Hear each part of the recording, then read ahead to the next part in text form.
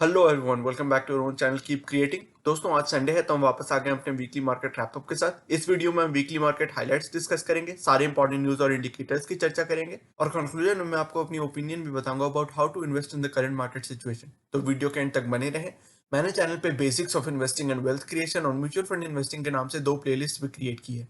ये सभी fundamental videos अगर आपने अब तक चेक नहीं किए हैं तो प्लीज देखिए। काफी इंपॉर्टेंट कॉन्सेप्ट्स डिस्कस किए हुए हैं जो आपके लिए बहुत यूजफुल रहेंगे। ऊपर राइट साइड में आई बटन में प्लेलिस्ट की लिंक आ रही है जो मैं डिस्क्रिप्शन बॉक्स में भी डाल दूंगा। दोस्तों, अगर आपने अभी तक चैनल को सब्सक्राइब नहीं किया तो अभी कर लें और बेल आइकन भी प्रेस करें, क्योंकि हम ऐसे ही वीकली बेसिस पर स्टॉक मार्केट के टेक्निकल इंडिकेटर्स और इंपॉर्टेंट न्यूज के रिव्यू करते रहते हैं जो आपके लिए बहुत यूजफुल हो सकते हैं और ये आपसे मिस नहीं होने चाहिए। So without taking any more of your time, let's get started.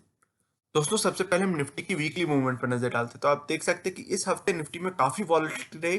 थोड़ी कंसोलिडेशन के साथ स्टार्ट हुआ था निफ्टी, लेकिन उसके बाद बाकी के 4 दिनों में यानी मंडे को छोड़ के ट्यूसडे, वेंसडे, थर्सडे और फ्राइडे 4 दिन लगातार निफ्टी नीचे की तरफ मूव करता रहा और ओवरऑल इस वीक 1.2% की नेगेटिव मूवमेंट के साथ निफ्टी क्लोज हुआ है। निफ्टी ने अपना एक नया ऑल टाइम हाई भी बनाया था मंडे को 14,432 का, और वहां से थोड़ी सी गिरावट के बाद 1.2% की अच्छी खासी गिरावट के बाद वीकली बेसिस पे क्लोज हुआ है।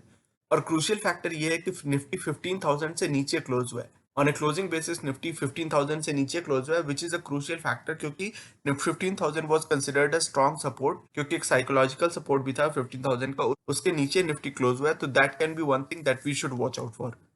वन डे चार्ट पे नजर डालें तो आप देख सकते हैं निफ्टी की जो लॉन्ग टर्म ट्रेंड रेजिस्टेंस है, जिसकी हम कई हफ्तों से बात कर रहे हैं और ये लाइक ए क्लॉकवर्क मैनिफेस्ट हो रहा है, हमें दिख रहा है। आप देख सकते हैं ये जो रेड डॉटेड लाइन से एक long term trend resistance, medium term trend resistance आप मान सकते हैं। जब भी निफ्टी उसको टच करता है वहां से फिर रिट्रेस करने की कोशिश करता है और यही हमें फिर से यहाँ पे दिख रहा है। फिर से उस long term trend resistance line को टच करने के बाद निफ्टी फिर से रिट्रेस हो रहा है, वहां से वापस आ रहा है और गिरावट दिख रही है हमें। इसी चीज को आप इस चार्ट पे और अच्छे से देख सकते हैं, क्लोजली देख सकते हैं। निफ्टी इस medium term trend resistance line को टच करके फिर से रिट्रेस हो रहा है। पिछली बार हमने देखा था कि जब ये रिट्रेसमेंट आई थी तो 50 डेज के ईएमए, 50 डेज का जो एक्सपोनेंशियल मूविंग एवरेज है, वहां पे इसने सपोर्ट लिया था और वहां से फिर बाउंस बैक आई थी। तो इस बार हमें देखना पड़ेगा कि क्या 50 ईएमए जो इसका करंटली अभी 14,300 के आसपास है और थोड़ा थोड़ा आगे मूव करेगा तो 14,400 के आसपास पहुंचेगा। तो 14,300 400 के आसपास अगर ये सपोर्ट लेता है, वहां से फिर बाउंस बैक आती है तो हमें एक फिर से एक टेक्निकल बाउंस बैक दिख सकती है। लेकिन करंटली निफ्टी काफी वीक दिख रहा है, ये हमें देखना पड़ेगा कि कहाँ जाके ये सपोर्ट लेती है इवेंचुअली। तो Nifty is retracing yet again from its की ट्रेंड रेजिस्टेंस, जो ये ट्रेंड रेजिस्टेंस लाइन की हम बात करें वहां से फिर रिट्रेस किया इसने। It is still above it's की ईएमए, जो एक्सपोनेंशियल मूविंग एवरेजेस 50, 100, 150 और 200 सारे मूविंग एवरेजेस से करंटली तो ऊपर है, बट 50 मूविंग एवरेज के आसपास ये जा सकता है, जो कि 14,400 14,300 के बीच में होगा। Volatility can continue medium term. Obviously आपको दिख रहा है कि अभी काफी वीकनेस आ गई है निफ्टी में अचानक से, और फिर से हमें देखना पड़ेगा कि निफ्टी में क्या किस तरह की मूवमेंट होती है। क्या ये अच्छी खासी करेक्शन आती है, डीप करेक्शन आती है, या फिर एक माइल्ड करेक्शन के बाद फिर से 50 या 100 डे के मूविंग एवरेजेस के सपोर्ट लेके फिर से निफ्टी बाउंस बैक करता है। ये हमें देखना पड़ेगा कि क्या होता है आगे चल के। इस हफ्ते ग्लोबल मार्केट्स में थोड़ी वीकनेस थी, क्योंकि यूएस की जो 10 ईयर गवर्नमेंट सिक्योरिटीज की यील्ड है वो थोड़ी बढ़ गई है, वो 1.31% 1.3% के आसपास हो गई है।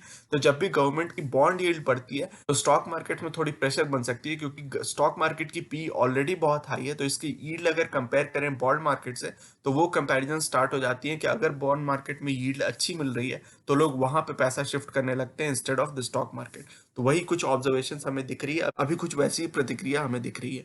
वन वीक चार्ट पे नजर डालें, थोड़ी मीडियम टर्म पर्सपेक्टिव से हमें यहाँ पे चार्ट्स को देख सकते हैं। यहाँ पे हर कैंडल एक वीक को दिखा रही है, तो वीकली बेसिस पे भी वो जो ट्रेंड रेजिस्टेंस बना हुआ है उस लाइन को क्रॉस नहीं कर पा रही है निफ्टी। आप देख सकते हैं वहां से फिर से एक रिट्रेसमेंट आई है। वीकली बेसिस पे उस लाइन को फिर से क्रॉस करने की कोशिश की थी निफ्टी ने, वहां से फिर से एक रिट्रेसमेंट आई और वहां पे सबसे बड़ी बात यह है कि यहाँ पे वीकली बेसिस पे एक बेरिश एनगल्फिंग पैटर्न बन रहा है। आप ये जो आखिरी कैंडल देख रहे हैं, इसने अपने पिछले वाले जो बुलिश कैंडल था उसको एनगल्फ कर लिया है, and this is a bearish candle. तो लेटेस्ट जो कैंडल बनी है वो बेरिश है और साथ ही साथ इसने एनगल्फ कर लिया पहले के बुलिश कैंडल को। तो ये बेरिश एनगल्फिंग पैटर्न बना है वीकली कैंडल पे, which is a negative sign. ये थोड़ा नेगेटिव सेंटिमेंट्स दिखा रहे हैं, ये एक नेगेटिव इंडिकेटर है। तो Nifty is still testing it's weekly trend resistance, जो इस लाइन की हम बात करें उसको फिर से टेस्ट कर रही है, बट वहां से रिट्रेस हो रही है। लेकिन वीकली बेसिस पे आप देखें कि अपने जो सारे मूविंग एवरेजेस हैं उससे काफी ऊपर है निफ्टी अभी। तो अभी मीडियम टर्म में बहुत ज्यादा कोई नेगेटिव सेंटिमेंट्स तो नहीं आए, या मीडियम टर्म में कोई बेरिशनेस ऐसा नहीं कह सकते कि बेयर मार्केट हो गया या बहुत बेरिशनेस आ गई है। वीकली चार्ट्स पे तो हमें यही दिख रहा है कि अभी बहुत ज्यादा बेरिशनेस नहीं है, लेकिन थोड़ी सी बेरिशनेस जरूर है। थोड़ी बेरिश एनगल्फिंग पैटर्न बनी है एंड वॉलेटिलिटी कैन कंटिन्यू। उसी तरह मंथली चार्ट पे यहाँ पे हर कैंडल एक मंथ को दिखा रही है, तो काफी लॉन्ग टर्म पर्सपेक्टिव से आप चार्ट पैटर्न देख सकते हैं। तो मंथली चार्ट पे अभी तक जो कैंडल बन रही है इस मंथ की, फरवरी मंथ की, वो it is still moderately bullish. यहाँ पे जो कैंडल बन रही है आप देख सकते हैं, थोड़ी सी बेरिशनेस जरूर दिखी है, जो अपर शेडो है इसकी थोड़ी बड़ी है, लेकिन ओवरऑल कहेंगे तो मॉडरेटली बुलिश कैंडल ही है ये। अभी भी मंथली बेसिस पे कोई बहुत ज्यादा बेरिशनेस नहीं आई है, बट वॉलेटिलिटी कैन कंटिन्यू, ये डेफिनेटली हो सकता है, क्योंकि अभी भी जो कैंडल, जो फेब्रुअरी कैंडल है, काफी वॉलेटाइल है, काफी लंबी कैंडल है और थोड़ी वॉलेटिलिटी भी हमें दिखी है। तो ये वॉलेटिलिटी आगे कुछ दिनों तक बरकरार रह सकती है, ये जरूर हमें दिख रहा है, बट बहुत ज्यादा अगर आप वीकली बेसिस पे या मंथली बेसिस पे अगर चेक करें तो बहुत ज्यादा अभी बेरिशनेस नहीं आई है निफ्टी के अंदर। लेकिन डेली बेसिस पे, डेली चार्ट्स पे हमने देखा कि थोड़ी सी बेरिशनेस जरूर है, and it can continue for a few more days, और फिर हमें देखना पड़ेगा कि कहाँ जाके सपोर्ट लेती है निफ्टी और कहाँ से फिर एक टेक्निकल बाउंस बैक आता है। आरएसआई की वैल्यू अभी करीबन 58 के आसपास है, तो अभी न्यूट्रल जोन में है, it is currently in neutral zone. ना तो बहुत ज्यादा ओवरसोल्ड है, ना ओवरबॉट है। आप देख सकते हैं न्यूट्रल रेंज जो इसका 20 से 80 के बीच में होता है, उसी के बीच में है। पिछली बार हमने देखा था कि निफ्टी में जब गिरावट आई थी, करेक्शन आई थी, तो ये वैल्यू करीबन 35-38 के आसपास जाके उसने रिट्रेसमेंट लिया था, टेक्निकल बाउंस बैक दिखी थी। अभी वो वैल्यू उतनी ज्यादा तो नहीं गिरी है, तो बहुत ज्यादा वीक नहीं हुआ है निफ्टी, अभी न्यूट्रल रेंज में ही है, बट फिर भी हमें देखना पड़ेगा कि क्या ये वैल्यू फिर से 35-38 के रेंज में जाके वहां से टेक्निकल बाउंस बैक आता है, या फिर कुछ ही दिनों में फिर एक टेक्निकल बाउंस बैक आ जाता है। तो अभी आरएसआई कुछ खास इंडिकेट नहीं कर रहा है, ये दिखा रहा है कि निफ्टी में थोड़ी वीकनेस डेवलप जरूर हुई है, लेकिन ये नहीं कह सकते आरएसआई के बेसिस पे कि और ज्यादा करेक्शन होगी या फिर यहाँ से टेक्निकल बाउंस बैक आएगा। आप यहाँ पे देख सकते हैं कई बार इसने 50 के लेवल से भी रिट्रेस किया, तो ये एक इंटरेस्टिंग ऑब्जर्वेशन है कि ये अभी 50 के लेवल से भी रिट्रेस कर सकती है, या फिर थोड़ी डीप करेक्शन आके 30-35 के लेवल से भी रिट्रेसमेंट आ सकती है। एमएसीडी की बात करें तो यहाँ पे एक स्टीप स्लोप बना है और बेरिश क्रॉसओवर अचीव हो गया है, तो it has just turn into bearish crossover and the gap is opening up with steep slope. आप यहाँ पे देख सकते हैं ये जो बेरिश क्रॉसओवर की स्लोप है काफी स्टीप है, and Nifty has gone into bearish crossover territory. कुछ इकोनॉमिक माइक्रो इकोनॉमिक अपडेट्स की बात करते हैं तो ट्रेड डेफिसिट इंडिया की नैरो हो गई है, क्योंकि एक्सपोर्ट्स थोड़े बढ़ गए, which is a good sign. इसका मतलब ये है कि मैन्युफैक्चरिंग एक्टिविटी, बिजनेस एक्टिविटी थोड़ी इंडिया के अंदर बढ़ रही है, तभी एक्सपोर्ट्स बढ़ पाएंगे। तो इंपोर्ट्स भी थोड़े से बढ़े हैं, लेकिन मार्जिनली बढ़े हैं। इंपोर्ट्स पहले थे 41.15 बिलियन डॉलर्स जनवरी 2020 में, वो बढ़ के 41.99 बिलियन डॉलर्स यानी कि करीबन 42 बिलियन डॉलर्स हो गए। ईयर ऑन ईयर बेसिस पर अगर कंपेयर करें तो 41.15 से 41.99 बिलियन डॉलर्स हो गए इन जनवरी 2021। तो इसमें तो बहुत ज्यादा बढ़त नहीं आई है, थोड़ी सी बढ़त आई है इंपोर्ट्स में, लेकिन मेजर जो एक्सपोर्ट्स में बढ़त आई है उसके कारण ट्रेड डेफिसिट में थोड़ी कमी आई है। 25.85 बिलियन डॉलर से जनवरी 2020 यानी पिछले साल की जनवरी में 25.85 बिलियन डॉलर्स थे, वो बढ़ के 27.45 बिलियन डॉलर्स हो गए एक्सपोर्ट्स। तो एक्सपोर्ट्स के बढ़ने के कारण जो ट्रेड डेफिसिट है, क्योंकि ट्रेड डेफिसिट होता है इंपोर्ट्स माइनस एक्सपोर्ट्स, तो एक्सपोर्ट्स चूंकि बढ़ गए हैं तो ट्रेड डेफिसिट थोड़ी नैरो हो गई, थोड़ी कम हो गई, विच इज अ गुड थिंग। और ये भी हमें ध्यान रखना पड़ेगा इस पॉइंट पे कि इंपोर्ट्स में कोई कमी नहीं आई है। इंपोर्ट्स में कमी होने के कारण ट्रेड डेफिसिट नहीं घटी है, एक्चुअली एक्सपोर्ट्स बढ़ गए हैं उसके कारण ट्रेड डेफिसिट घटी है, विच is a very nice thing. फिर WPI थोड़ी जनवरी में फिर से बढ़ने लगी है, ये दिसंबर में 1.22% थी, वो बढ़ के 2.03% हो गई जनवरी में। और जनवरी लास्ट ईयर यानी कि जनवरी 2020 से अगर कंपेयर करें तो 3.52% की ये नंबर थी। तो जनवरी लास्ट ईयर से तो कम है WPI की नंबर, इन्फ्लेशन की नंबर कम है, बट दिसंबर लास्ट ईयर यानी दिसंबर 2020 से कंपेयर करें तो फिर से इन्फ्लेशन की नंबर थोड़ी बढ़ गई है at a wholesale price level. और एनर्जी प्राइसेस में थोड़ी गिरावट आई थी, डिफ्लेशन आई थी, और प्राइमरी फूड आइटम्स में भी डिफ्लेशन आई थी, but it was all more than compensated by the rise in prices of manufactured item. तो मोर देन ऑफसेट हो गए एनर्जी प्राइसेस और प्राइमरी फूड आइटम्स की प्राइस में जो गिरावट आई, उससे कहीं ज्यादा बढ़त आ गई मैन्युफैक्चर्ड आइटम्स के प्राइसेस में, जिसके कारण WPI फिर से बढ़ गया। और फ्यूल प्राइसेस की तो बात ही क्या कहनी, 100 के कहीं कहीं पे राजस्थान और मध्य प्रदेश के रीजन्स में तो 100 पर लीटर हो गया है पेट्रोल। और इसी तरह डीजल के प्राइसेस में भी बढ़त आई है, 34 पैसे की बढ़त आई है पेट्रोल प्राइसेस में, और 32 पैसे की बढ़त आई है डीजल के प्राइसेस में। तो दोनों नंबर्स काफी बढ़ गए हैं। दिल्ली में प्राइसेस की बात करें तो करीबन 90 को टच कर रहा है पेट्रोल प्राइस, और डीजल प्राइस 80 को पार कर गया है। तो डेफिनेटली इसका ट्रिकल डाउन इफेक्ट होता है, इन्फ्लेशन नंबर्स फिर से स्ट्रेस में आ सकते हैं। अगर फ्यूल प्राइसेस बढ़ती है तो इन्फ्लेशन के नंबर्स पे थोड़ी प्रेशर पड़ सकती है और इन्फ्लेशन बढ़ सकती है आगे चल के, तो इसका हमें ध्यान रखना पड़ेगा। This is one thing to watch out in the future. फिर कुछ कॉर्पोरेट न्यूज और कुछ रिजल्ट्स की बात करते हैं, Q3 रिजल्ट्स की। तो पहली तो ये एक न्यूज है जो बड़ी न्यूज है, जिसके कारण बहुत शानदार मूवमेंट रही पब्लिक सेक्टर बैंक्स में। वो ये है कि 4 जो स्टेट रन बैंक्स हैं, bank of Maharashtra, bank of India, Indian overseas bank और सेंट्रल बैंक ऑफ इंडिया, इन चारों की प्राइवेटाइजेशन की, इनको प्राइवेटाइज करने की बात चल रही है। गवर्नमेंट की तरफ से ये अनाउंसमेंट अभी तक नहीं आई, लेकिन ऐसे र्यूमर्स हैं कि इन चारों बैंकों को प्राइवेटाइज किया जा सकता है। तो इसके कारण आपने देखा हो कि ये चारों बैंक्स में, यहाँ तक कि और भी कुछ पब्लिक सेक्टर बैंक्स में, पीएसबी में अपर सर्किट पर अपर सर्किट लगते जा रहे थे हर दिन। मार्केट भले ही कंसोलिडेट कर रहा हो या नीचे जा रहा हो, बट इनमें हर दिन 10% 20% की अपर सर्किट लग रही थी। और उसके बाद मैंने फ्राइडे को देखा कि एक दो बैंक्स में तो लोअर सर्किट लगना भी शुरू हो गया। तो यही सब खेल चलता रहता है, ये स्पेकुलेशन चलती रहती है, इसलिए रिटेल इन्वेस्टर्स को इन सब चीज़ों में पढ़ना ही नहीं चाहिए। कब अपर सर्किट कब लोअर सर्किट हो जाएगा, ये सब फालतू स्टॉक्स में कुछ नहीं कह सकते। खैर, तो ये प्राइवेटाइजेशन के कारण ये सारी स्पेकुलेटिव मूव्स थी। हालांकि गवर्नमेंट की तरफ से अभी कोई कॉन्फर्मेशन नहीं आई है। इस रिपोर्ट पर कॉन्फर्मेशन आगे आने वाले कुछ दिनों में गवर्नमेंट की तरफ से आ सकती है। फिर टेलीकॉम डेटा, अगर दिसंबर 2020 के टेलीकॉम डेटा के नंबर्स रिलीज हो गए हैं, तो एयरटेल और जियो ने कंटिन्यू किए हैं एडिंग सब्सक्राइबर्स, यानी कि एयरटेल और जियो में ज्यादा से ज्यादा लोग सब्सक्राइबर्स की तरह जुड़ रहे हैं। और सबसे ज्यादा मार्केट शेयर लूज कर रही है वीआई, वोडाफोन इंडिया सबसे ज्यादा मार्केट शेयर लूज कर रही है। और मार्केट शेयर की अगर बात करें करेंटली, तो एयरटेल की मार्केट शेयर करीबन 29.36% है। सबसे ज्यादा मार्केट शेयर अभी भी जियो के पास ही है, 35.43% के आसपास। लेकिन सबसे ज्यादा बढ़त की अगर बात करें तो सबसे ज्यादा बढ़त आई है भारतीय एयरटेल में। और वीआई, जैसा हमने एक्सपेक्ट भी किया था, 24.64% की उसकी मार्केट शेयर हो गई है। तो वीआई की मार्केट शेयर घटती जा रही है और एयरटेल और जियो की मार्केट शेयर बढ़ती जा रही है। फिर जैगुआर लैंड रोवर, जो टाटा मोटर्स की यूके सब्सिडरी है, यूरोपियन सब्सिडरी है, उसने अनाउंस किया है कि it will go big on electric cars.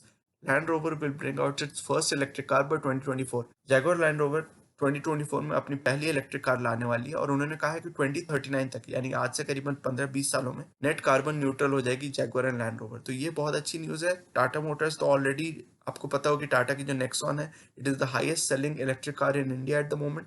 तो टाटा मोटर्स ने तो ऑलरेडी अपनी इलेक्ट्रिक व्हीकल की जो मुहिम है उसको स्टार्ट कर ही दिया है 1-2 साल पहले से।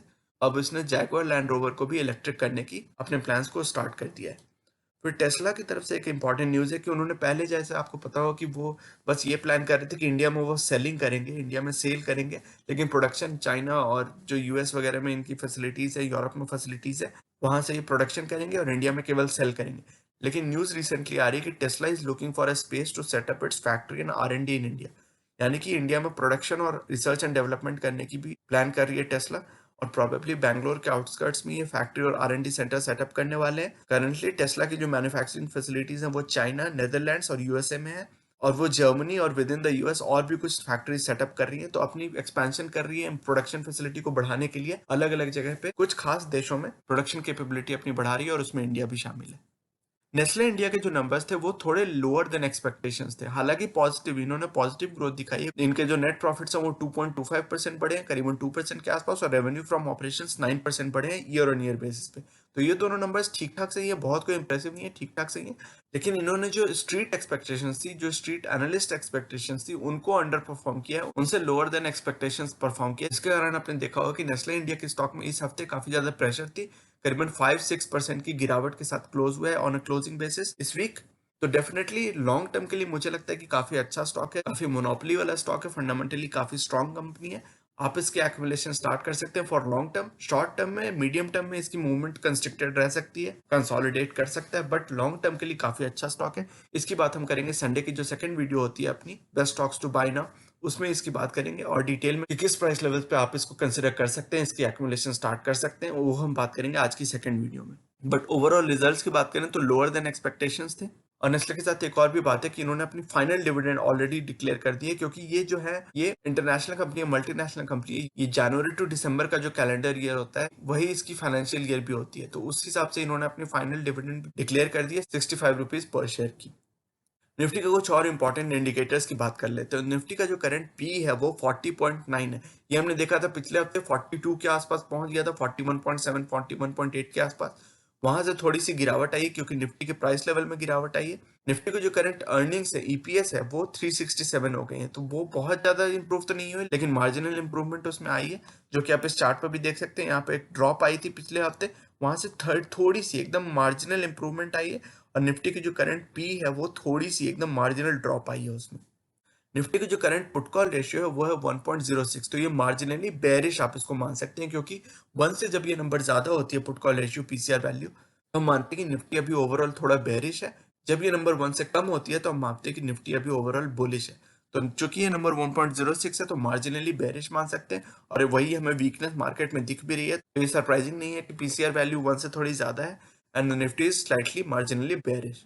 अब जहां तक हम लिक्विडिटी की बात करते हैं तो यूएस के बॉन्ड यील्ड थोड़े बढ़ रहे हैं, तो वहां पे लिक्विडिटी प्रेशर थोड़ी आ सकती है मार्केट में। तो ये हमें ध्यान रखना पड़ेगा कि यूएस के जो जीसेक है, जो गवर्नमेंट सिक्योरिटीज यील्ड है, 10 ईयर जीसेक जिसको बोला जाता है, उसकी यील्ड अगर बहुत ज्यादा क्रीप अप करने लगती है, अभी तो 1.3% के आसपास है, अगर ये 2%, 2.5% के आसपास पहुंचने लगती है, तो मार्केट में थोड़ी अच्छी खासी प्रेशर बन सकती है स्टॉक मार्केट्स में, क्योंकि स्टॉक मार्केट ऑलरेडी बहुत एक्सपेंसिव है, उनकी यील्ड बहुत अच्छी कोई खास नहीं है। यूएस की अगर बात करें तो यूएस की S&P 500 की जो पी रेशियो वो 40 है, तो उसको आप कन्वर्ट करें अगर यील्ड में, तो 2.5% के आसपास यील्ड आ रहा है। तो अगर इक्विटी की यील्ड और डेट की यील्ड अगर सेम हो जाएगी या थोड़ी एडजेसेंट हो जाएगी, तो डेफिनेटली स्टॉक मार्केट में थोड़ी प्रेशर बन सकती है, क्योंकि स्टॉक मार्केट में अगर सेम यील्ड मिल रही है एट ए एलिवेटेड रिस्क लेवल, तो जो इंस्टीट्यूशनल इन्वेस्टर्स हैं they will opt for debt instruments, they will opt for government securities, government bonds instead of stock market.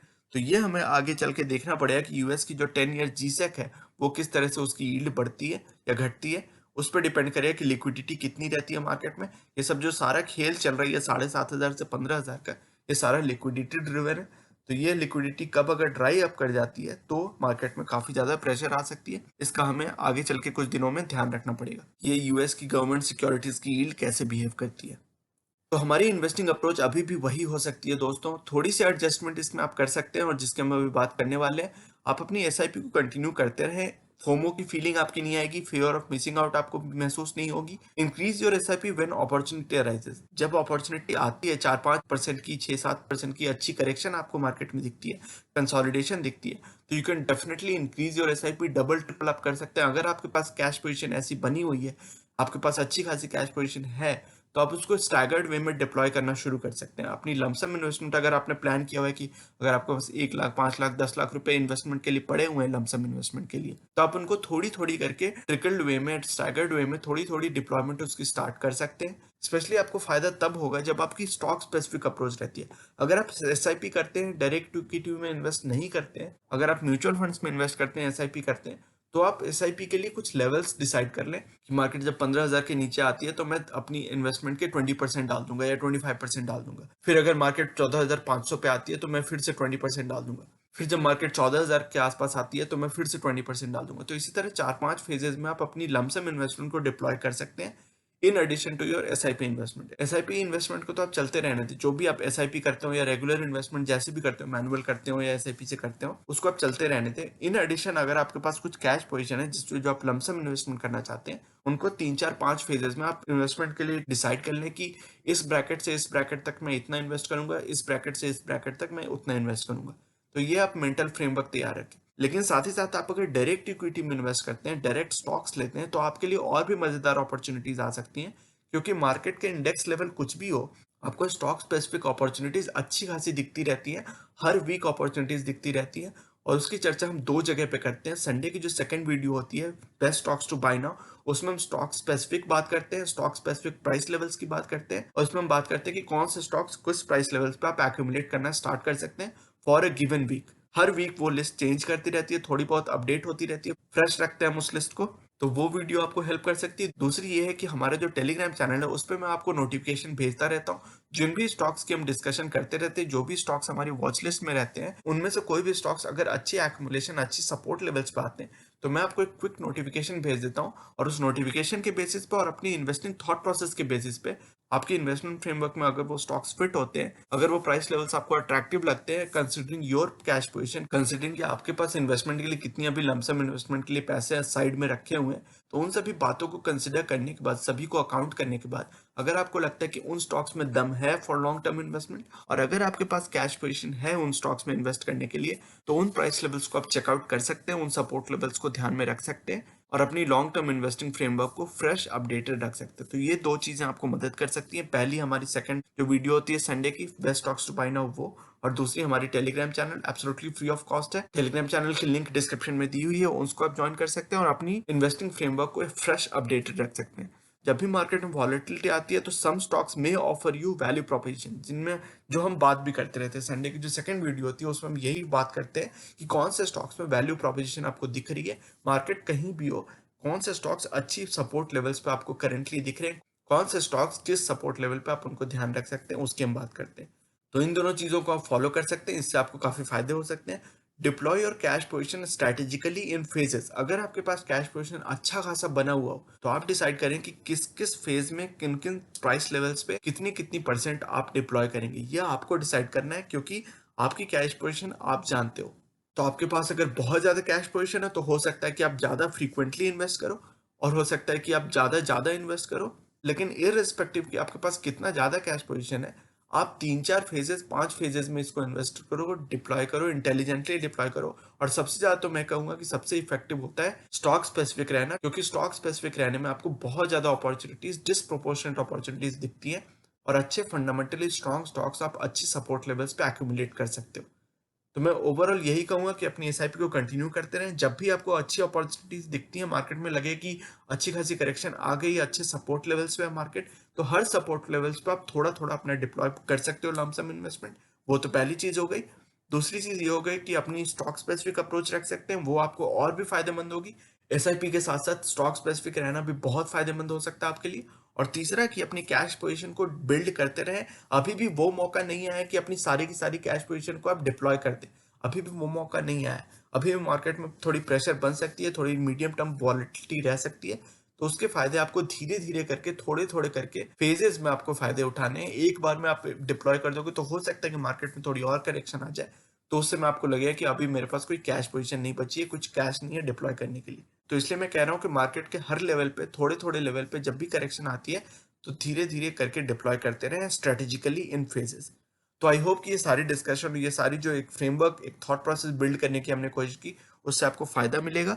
आपके इन्वेस्टिंग फ्रेमवर्क में ये सारे इनपुट्स आपके लिए यूजफुल साबित होंगे, and you can take advantage of all these interactions and discussions in your long term investing journey. तो दोस्तों, ये था आज का वीडियो। ये सेइंग जो कि है नॉलेज इज पावर सुप्रीम, ये इस चैनल का मिशन है, जो कि है आप तक सही नॉलेज पहुंचाना। आगे आने वाली हर वीडियो में हम बहुत सारी इंटरेस्टिंग टॉपिक्स को डिस्कस करेंगे, और मैं आपके लिए यूजफुल आइडियाज और टॉपिक्स लाता रहूंगा। इसी तरह हर वीकेंड हम वीकली मार्केट अपडेट्स और अपने views about the current market situation भी डिस्कस करते रहेंगे। So you should definitely subscribe to the channel and remain posted for further updates. अगर आज की वीडियो कंटेंट आपको पसंद आया है तो वीडियो करें लाइक। अगर आपको लगता है कि इस इन्फॉर्मेशन से किसी की मदद हो सकती है तो इसे अपने दोस्तों और फैमिली मेंबर्स के साथ शेयर करें, और चैनल को करें सब्सक्राइब। मिलते हैं अपने अगले वीडियो में एक और टॉपिक के डिस्कशन के साथ। तब तक के लिए take care and see you soon. Bye bye.